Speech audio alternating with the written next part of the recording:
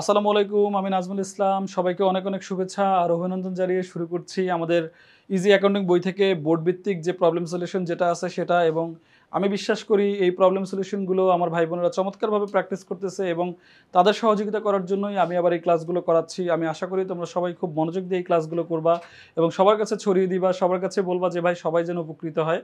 তোমাদের সবার অনেক অনেক শুভেচ্ছা আর অভিনন্দন। এবং চলো আমরা শুরু করি। আমাদের হচ্ছে বোর্ড এবং আমাদের আজকে যে আমরা যেটা প্রবলেম সলিউশন করব সেটা হচ্ছে বরিশাল বোর্ড। এটা হচ্ছে আমার one of the favourite boards এবং এখানে হচ্ছে গিয়ে চমৎকার চমৎকার অঙ্কগুলো থাকে। সো আমি বিশ্বাস করি তোমরা এই অঙ্কগুলো করে মজা পাবা। এবং আমি তোমাদের সবসময় সাজেস্ট করবো যে ভাই কঠিন অঙ্কগুলো অ্যাভয়েড করবা না, কঠিন অঙ্কগুলো করবা। তোমার জড়তাটা কেটে যাবে, তোমার মধ্যে একটা কনফিডেন্ট বিল্ডটা হবে, তখন তুমি সহজগুলো অনেক বেশি সহজ লাগবে।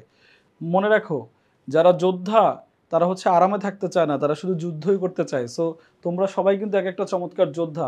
নিজের এই যে যুদ্ধ, এখানে কখনোই হার মানা যাবে না এবং এখানে সবচেয়ে বড় ফাইটার হইতে হবে, ঠিক আছে? কঠিন অঙ্কগুলো বারবার প্র্যাকটিস করবা, নোট ডাউন করে রাখবা, ইনশাল্লাহ তোমাদের জন্য অনেক ইজি হবে। শুরু করি আমরা। তাহলে দেখো, আমরা প্রথমে হচ্ছে আমরা করি, কোশ্চেনটা পড়ি। প্রথমে বলছে বিক্রয় বাট্টার পরিমাণ লেনদেনের ভিত্তিতে বিক্রয় জাবেদা, বিক্রয় জাবেদা ব্যতীত সংশ্লিষ্ট জাবেদার সাধারণ জাবেদা। তো আমরা জানি এই অঙ্ক আমরা এর আগেও এভাবে প্র্যাকটিস করছি। বিক্রয় বাট্টা কোনটা? ধারে বিক্রয়ের সাথে যে বাট্টাগুলো জড়িত, ধারে বিক্রয়ের সাথে যে বাট্টাগুলো জড়িত সেটাকে বলে বিক্রয় বাট্টা।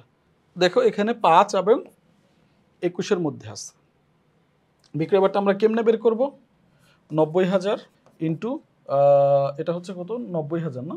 ওকে, তাহলে আমরা বিক্রয় বাট্টা বের করতেছি। দেখো 90,000 ইন্টু 5% সমান সমান হচ্ছে কত ভাই? 4,500 টাকা। এই একটা বাট্টা বের হলো। আবার এখানে বলা হচ্ছে 6%, 2 লাখ কত টাকার? 50,000 টাকার। তো 2,50,000 টাকার 6% কত হয় ভাই? এটা হবে তোমার 15,000 টাকা। কেমনে হইলো 15,000 টাকা দেখাই। 1 লাখের 6,000 আর 1 লাখের 6,000 12,000 আর 50,000-এর 3,000, এই যে হচ্ছে আমার 15,000। তার মানে টোটাল আমার এটা বের হয়ে গেল 19,500 টাকা। আমরা চলো একটু অ্যান্সারটা দেখে আসি কীভাবে করছে। এই যে দেখো, এই হচ্ছে আমার 15,000 ভাই যেটা বলছি, আর এই হচ্ছে আমার 4,500, তার মানে হচ্ছে 19,500 টাকা। ডান?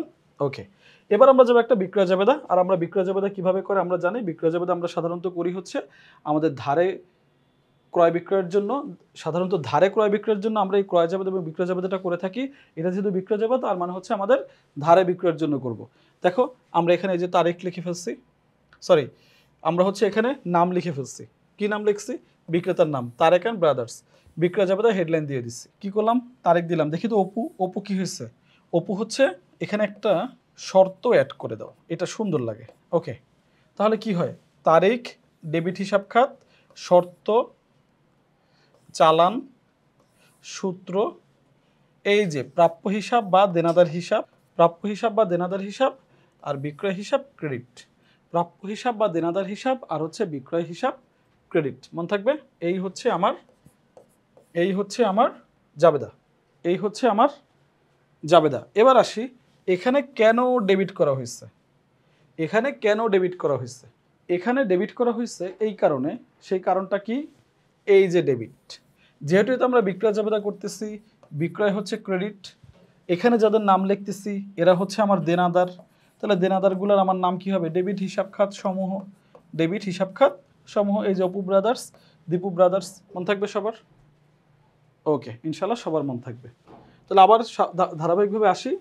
তারিখ, ডেবিট হিসাব খাত, শর্ত, চালান, সূত্র, জাবেদা বা ডেবিট ক্রেডিট। প্রাপ্য হিসাব ডেবিট, বিক্রয় হিসাব ক্রেডিট। প্রথমে কি ছিল? দেখো প্রথমে ছিল অপু ব্রাদার্স, দীপু ব্রাদার্স। আমরা দেখি ওদের এন্ট্রিগুলা। অপু ব্রাদার্সের কত ছিল? অপু ব্রাদার্সের ছিল 2,50,000। বাট্টা বাদ দিছি কত? 15,000। বাট্টা বাদ দিছি কত? 15,000। তাহলে থাকলো কত? 1,35,000 বাদ যোগ 3,000, যোগ 3,000 যেটা আমার পরিবহন খরচ বা আনুষঙ্গিক খরচ। তাহলে 1,38,000। এইটা আমার বেরোইছে কার? অপু ব্রাদার্সের। ঠিক আছে, কারবারি বাট্টা আগে বাদ দিব, তারপরে আমরা আনুষঙ্গিক খরচ যোগ করবো। এটা সবসময় মনে রাখবা। কারবারি বাট্টা কখনো ক্রয় বিক্রয়ের বাইরে অন্য কিছুর সাথে আর যোগ বিয়োগ হয় না। এবার আমরা আসবো কি দীপু ব্রাদার্স, কি আছে 90,000, 5% বাদ দিলে হয় 4,500। তাহলে এটা কত আসে 90,000 থেকে?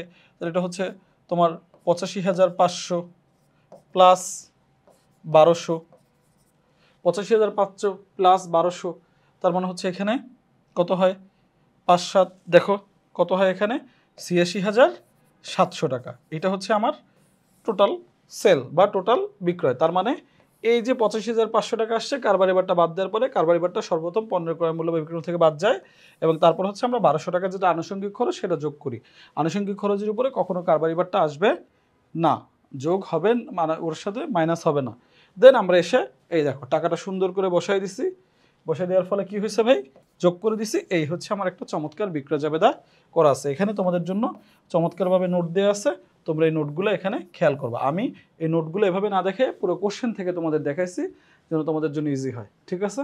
এরপরে আমরা আসি লক্ষ্মী ভাই, এরপরে আমাদের কি বলছে, এরপরে আমাদের বলছে বিক্রয় জাবেদা ব্যতীত, বিক্রয় জাবেদা ব্যতীত। বিক্রয় জাবেদা তাহলে আমার এখানে কোনটা ছিল, এই দুইটা ছিল।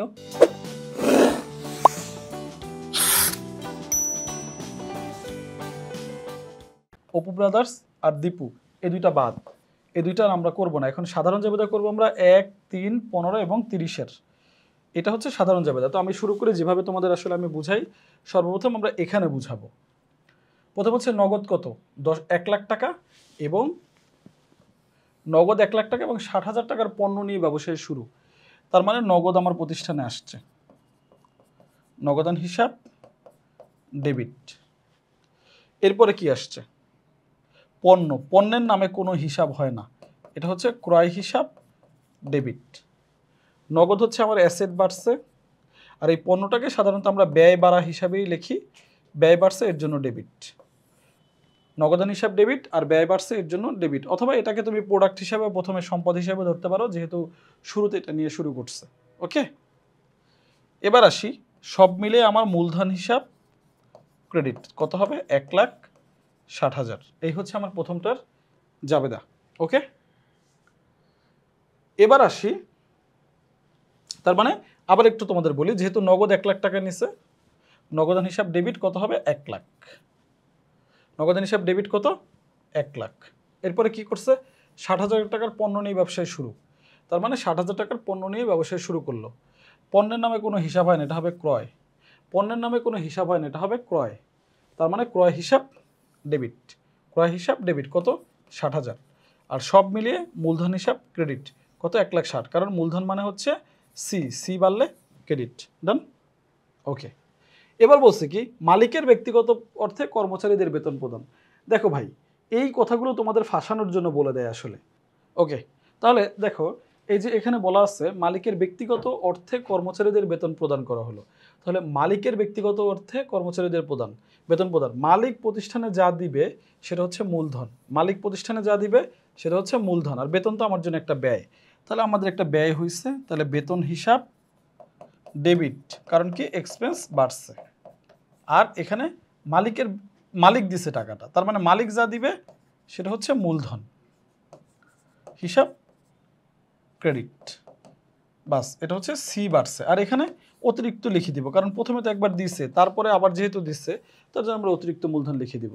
তার মানে মালিক যখন কোনো কিছু খরচ করে নিজের জন্য প্রতিষ্ঠানের জন্য, তার সেটা হচ্ছে মূলধন, আর এটা কি হিসেবে খরচ করছে বেতন, এর জন্য বেতন হিসাব ডেবিট। ডান। এবার এখানে বলা আছে কুরিন,